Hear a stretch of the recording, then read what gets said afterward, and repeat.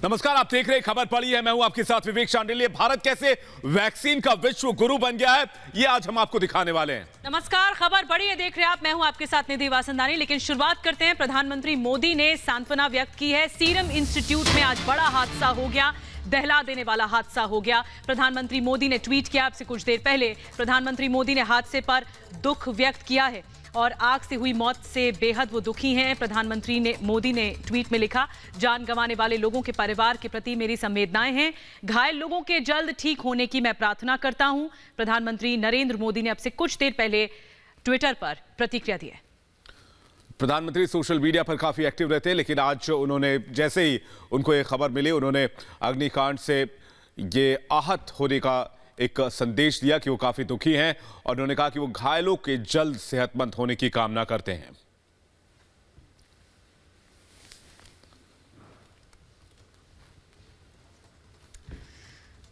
तो आपको बता दें कि भारत अब कैसे विश्व गुरु बनने की ओर आगे बढ़ रहा है, क्योंकि भारत ने ये ठान लिया है कि अपने साथ साथ वो जो दूसरे मुल्क हैं, जो पड़ोसी मुल्क हैं, उनका भी भला करने की सोचेगा। और इसी के तहत जो वैक्सीन भारत में तैयार हुई वो अब दूसरे देशों में, पड़ोसी देशों में भेजी जा रही है।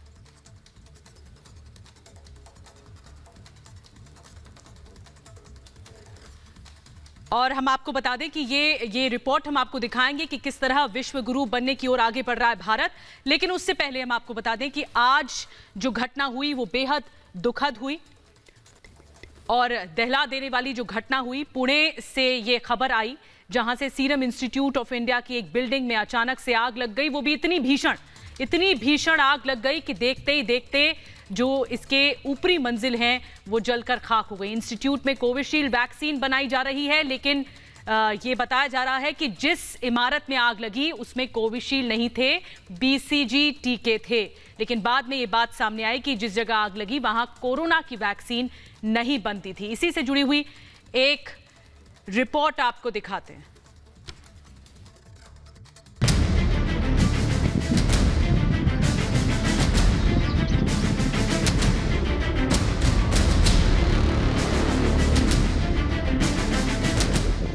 पुणे के सीरम इंस्टीट्यूट ऑफ इंडिया में आज एक बड़ा हादसा हुआ। यहाँ की एक इमारत में जबरदस्त आग लग गई। इस आग से पूरा देश घबरा गया, क्योंकि सीरम इंस्टीट्यूट में ही बनाई जा रही है कोविशील्ड वैक्सीन। संस्थान की एक इमारत को भयंकर आग ने घेर लिया। आग लगने के बाद अफरा तफरी मच गई। आग बुझाने का काम शुरू हो गया। फायर ब्रिगेड की कई गाड़ियां मौके पर पहुंच गई। एनडीआरएफ की टीम पहुंच गई। ये आग इंस्टीट्यूट के नए प्लांट में लगी थी। जल्द ही ये सामने आ गया कि इस हिस्से में कोरोना वैक्सीन नहीं बनती थी, यानी कोविशील्ड पर इसका कोई असर नहीं पड़ेगा। दोपहर 2:30 बजे ये आग लगी। आग को बुझाने के लिए युद्ध स्तर पर काम चला। इसमें कुछ लोग फंस गए थे। आग तो बुझा ली गई, लेकिन ये दुखद बात सामने आई कि इसकी चपेट में आकर 5 लोगों की जान चली गई। जब ये पूरी फायर कंट्रोल में आई तो आखिर में ये पता चला लास्ट फ्लोर पे वो पूरा फ्लोर जो जलकर राख हुआ था, उसमें 5 बॉडी हमारे फायर ब्रिगेड के जवानों को यहाँ पे मिली। और इसकी वजह से ये पूरी दुर्घटना में 5 लोगों की आज जाने गई है, ये सामने आया है। ये घटना बेहद दर्दनाक है। सीरम इंस्टीट्यूट के सीईओ ने मृतकों के परिवार वालों के प्रति संवेदना जताई है, क्योंकि पहले ये बात सामने आई थी कि कोई हताहत नहीं हुआ है, लेकिन बाद में ये पता चला कि 5 लोगों की जान चली गई है।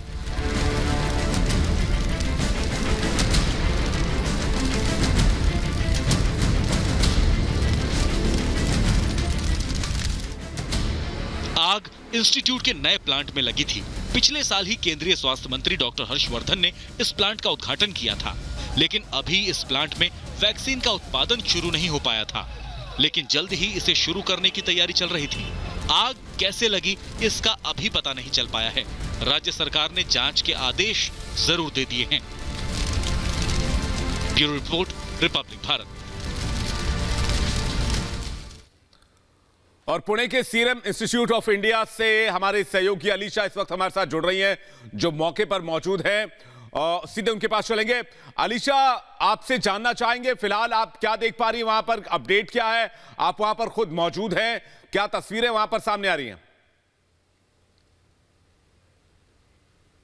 सीरम इंस्टीट्यूट ऑफ इंडिया जो कि कोविड-19 का सबसे बड़ा मैन्युफैक्चर जिसे कहा जाता है, वैक्सीन मैन्युफैक्चर, उसी के टर्मिनल 1 के गेट में जहां पर एक बिल्डिंग पर आग लगी है। ये यूनिट जो है वो बीसीजी यूनिट बताई जा रही है और करीबन 2:45 को ये आग लगी थी और 3 घंटे की मशक्कत जो है वो फायर ब्रिगेड की टीम की ओर से की जाई थी। जैसे ही फायर डिपार्टमेंट को ये जानकारी मिली थी यहाँ पर आग लगने की, तब 4 फायर जो ब्रिगेड की टीम जो है वो यहाँ पर पहुंची थी और 3 घंटे के लगातार मशक्कत करने के बाद कहीं ना कहीं आग को काबू में पाया गया। और इस पूरे हादसे में काफ़ी दुखद बात जहां पर दिखाई दे रही है, क्योंकि शुरुआती में बताया जा रहा था कि इस बिल्डिंग में सिर्फ 4 लोग मौजूद थे जिनको सेफली रेस्क्यू किया गया था, लेकिन अब एक तरफ हम देख रहे हैं कि अब इस जैसे ही आग को काबू में पाया गया और फायर ब्रिगेड की टीम 5वें मंजिल पर पहुंची, जिसके बाद पता चला कि वहाँ पर 5 लोगों का जो शव है वो बरामद किया गया है। इस पर खुद महाराष्ट्र के मुख्यमंत्री उद्धव ठाकरे ने सीरम इंस्टीट्यूट ऑफ इंडिया के सीईओ आदर पूनावाला से बातचीत की, इस पूरे मामले की, इस पूरे हादसे की जो जानकारी है खुद ली और जो सीधे तस्वीरें हम देख रहे हैं जो कि सीरम इंस्टीट्यूट ऑफ इंडिया के टर्मिनल 1 के उस बिल्डिंग में, जो कि कहीं ना कहीं पर अंडर कंस्ट्रक्शन बिल्डिंग बताई जा रही है। और खुद महाराष्ट्र के हेल्थ मिनिस्टर राजेश टोपे ने ये जानकारी दी है कि कहीं ना कहीं जो वेल्डिंग का काम वहाँ पर चल रहा था उसी स्पार्क की वजह से कहीं ना कहीं ये आग लगी है। अब इस पूरे मामले में जहाँ पर हम देख रहे हैं कि 5 लोगों की डेथ हो गई और कहीं ना कहीं इसी अंडर कंस्ट्रक्शन बिल्डिंग में एक लेबरर थे जो कि जिसमें से जो है एक पुणे से थे, वही दूसरे अन्य जो है राज्य से बिलोंग करते थे और यहीं पर वो काम के लिए आ रहे थे, पर कहीं ना कहीं आग लगने की वजह से 5 की यहाँ पर मौत हो चुकी है। खुद महाराष्ट्र के उप मुख्यमंत्री जो कि खुद सीरम इंस्टीट्यूट में आकर पूरे जो है इंसिडेंट का जायजा लेंगे, वही महाराष्ट्र के मुख्यमंत्री उद्धव ठाकरे कल यानी जो है कल शुक्रवार को आकर करीबन 3 साढ़े 3 बजे सीरम इंस्टीट्यूट पर आकर अथॉरिटी से बातचीत करेंगे और जहां पर आग लगी है उसका जायजा लेंगे।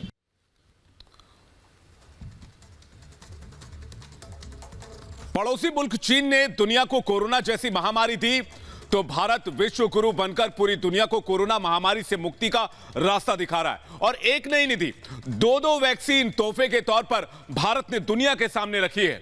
बिल्कुल विवेक, भारत अब दुनिया को वैक्सीन का तोहफा दे रहा है। अपने देश के 130 करोड़ लोगों के साथ साथ भारत ने ये ठान लिया है कि दुनिया को भी कोरोना मुक्त बनाना है।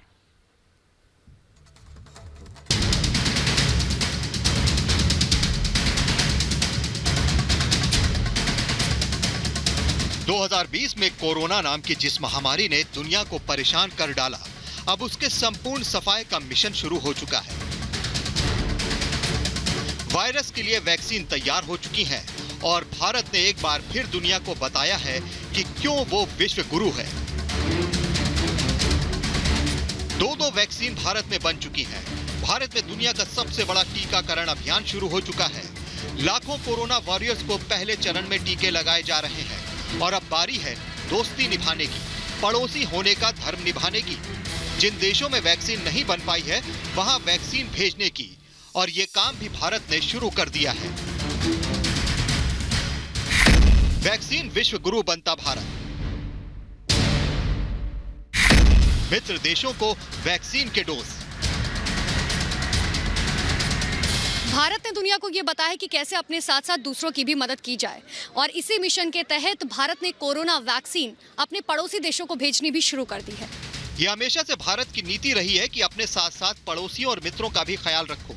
इसी के तहत 20 जनवरी को भूटान और मालदीव भेजे गए वैक्सीन के डोज और फिर 21 जनवरी गुरुवार को नेपाल और बांग्लादेश पहुंची भारत की वैक्सीन। ये ध्यान देने वाली बात है कि वैक्सीन बनाए जाने की शुरुआत में ही अमेरिका, ब्रिटेन और यूरोप के दूसरे विकसित देशों ने खूब सारी वैक्सीन के डोज अपने लिए मंगवा ली थी।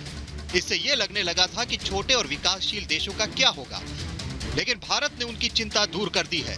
भारत ने अपने पड़ोसी देशों को भी अपने साथ साथ कोरोना वैक्सीन की सप्लाई शुरू कर दी है। फिलहाल कोविशील्ड के टीके भेजे जा रहे हैं। बताया जा रहा है कि बुधवार को भारत ने सीरम इंस्टीट्यूट ऑफ इंडिया की कोविशील्ड टीके की 1.5 लाख खुराक भूटान को, जबकि 1 लाख खुराक मालदीव को भेजी थी। इसके बाद गुरुवार को कोविशील्ड टीके की 20 लाख खुराक बांग्लादेश और 10 लाख खुराक नेपाल को भेजी गई। ये भारत की मित्रता वैक्सीन है। भारत की पड़ोसी देशों को लेकर जो नीति है उसी के अनुसार इसे दूसरे देशों को भेजी जा रही है। भारत की मेड इन इंडिया की वैक्सीन अब पड़ोसी मुल्कों को भी भेजी जा रही है। यहाँ एक बात ये ध्यान देने की भी है कि भारत में अभी वैक्सीनेशन अपने शुरुआती दौर में है, लेकिन फिर भी भारत ने अपने पड़ोसी देशों की मदद करने का बड़ा कदम उठाया है। ये भी कहा जा रहा है कि वैक्सीन के अलावा जरूरी दवाइयाँ, पीपीई किट, N95 मास्क और दूसरे सामान भी भेजे जाएंगे। श्रीलंका, अफगानिस्तान, मॉरिशस, म्यांमार जैसे देशों को भी भारत से भेजी जाएगी वैक्सीन। पड़ोसी देशों को वैक्सीन देने के बाद भारत सरकार लैटिन अमेरिका, अफ्रीका और पूर्व सोवियत गणराज्यों के देशों को टीके सप्लाई करेगी। ब्राजील ने भी करीब 20 लाख डोज भारत से मांगे हैं।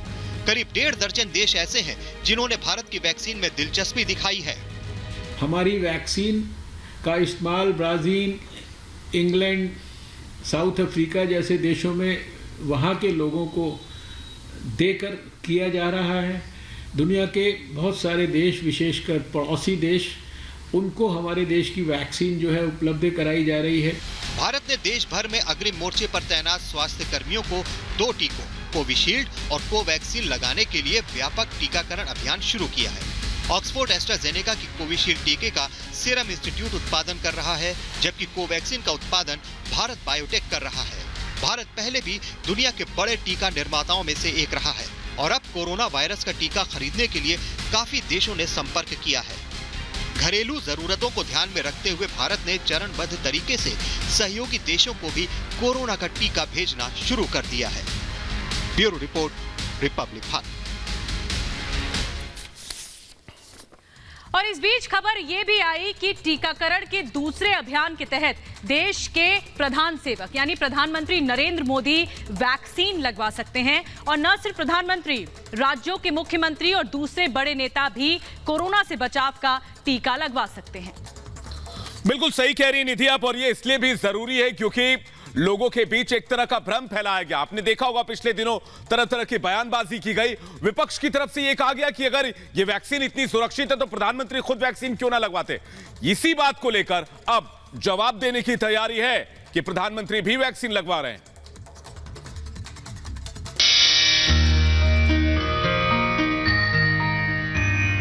सर्वे भवन्तु सुखिनः, सर्वे सन्तु निरामयाः, सर्वे भवन्तु सुखिनः, सर्वे सन्तु निरामयाः।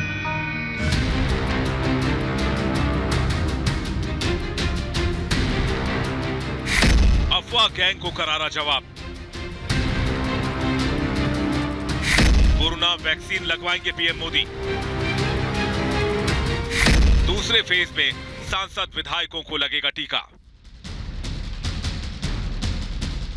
एक सवाल जिसका लंबे वक्त से इंतजार था, एक सवाल जिस पर विपक्ष रह रहकर मोदी सरकार को घेरने की कोशिश में लगा था, एक सवाल जिसे लेकर प्रधानमंत्री पर काहे बकाहे सवाल किए जा रहे थे। वो सवाल कि प्रधानमंत्री मोदी कोरोना का टीका कब लगवाएंगे। बातें तो ये भी सामने आ रही थी कि टीका आने के बाद प्रधानमंत्री क्यों टीका नहीं लगवा रहे हैं। ऐसे तमाम सवालों का पीएम मोदी ने जवाब देने का फैसला कर लिया है।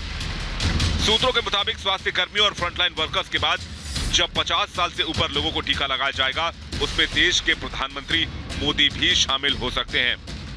इस टीके को दुनिया के बाकी देश हमसे मांग रहे हैं।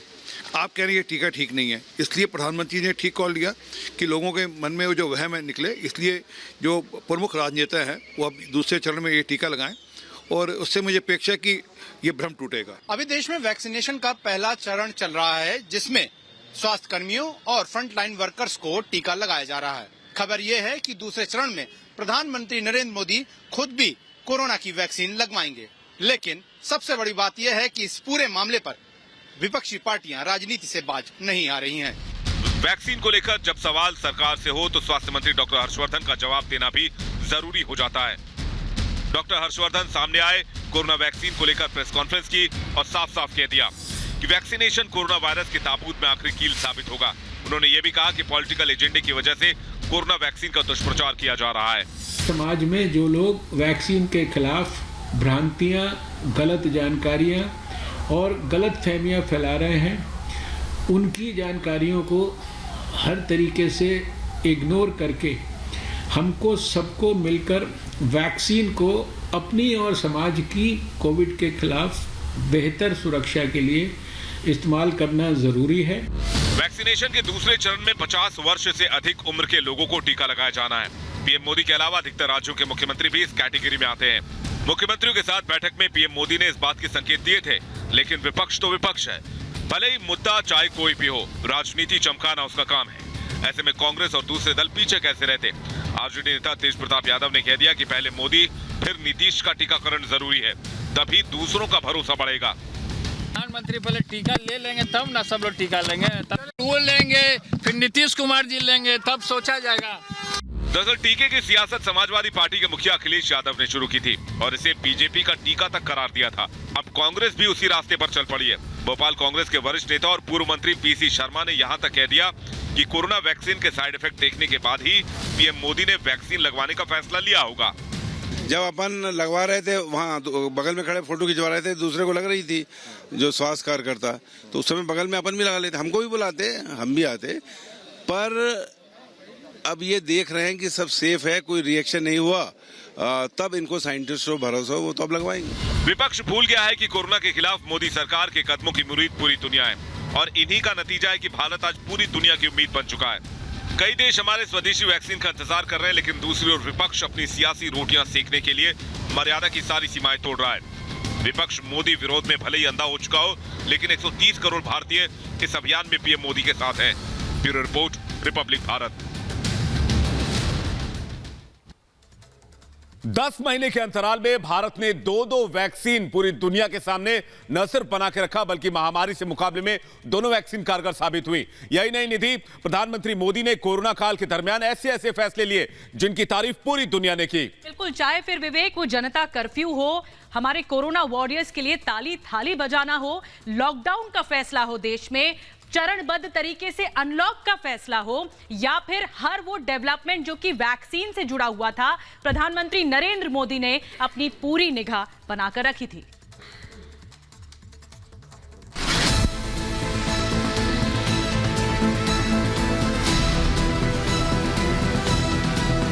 भारत में कोरोना से भले ही 1.5 लाख लोगों की जान चली गई हो, लेकिन आज भी अमेरिका, ब्राजील समेत कई यूरोपीय देशों के मुकाबले हमारी स्थिति बहुत बेहतर है।